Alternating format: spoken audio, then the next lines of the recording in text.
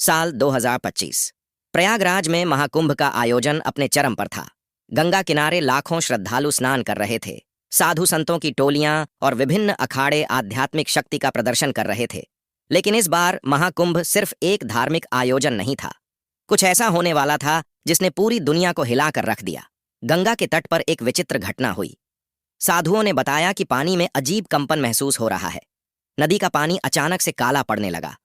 स्थानीय मछुआरों ने कहा कि गंगा के तल में कुछ बहुत बड़ा हिल रहा है, लेकिन किसी ने इसे गंभीरता से नहीं लिया। रात होते होते गंगा किनारे अजीब आवाजें गूंजने लगीं। कुछ लोगों ने आसमान में अजीब रोशनी देखी। महाकुंभ में मौजूद वैज्ञानिक दल जो गंगा के पानी का परीक्षण कर रहा था ने बताया कि पानी में रेडिएशन का स्तर बढ़ रहा है।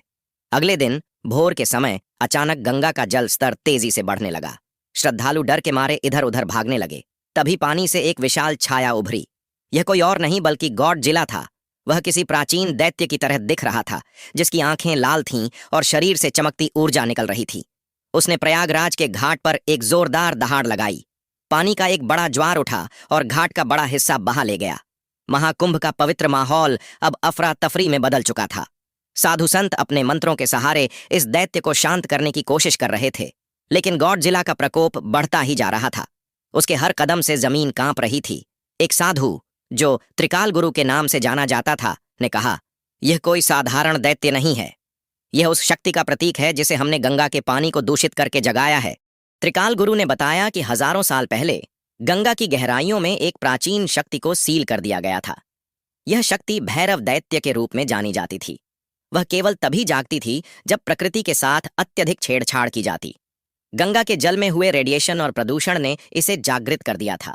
लेकिन यह गॉडजिला, जिसे सभी भैरव दैत्य मान रहे थे, असल में गंगा के नीचे छिपी एक रहस्यमयी ऊर्जा से प्रभावित हुआ एक जीव था।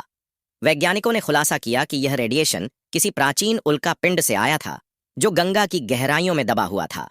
भारत सरकार ने स्थिति को नियंत्रण में लाने के लिए सेना तैनात की। टैंक, फाइटर जेट्स और मिसाइलों से गॉडजिला पर हमला किया गया, लेकिन वह सब बेकार साबित हुआ। गॉडजिला ने हर हमले का जवाब दिया और हरिद्वार का बड़ा हिस्सा तबाह कर दिया।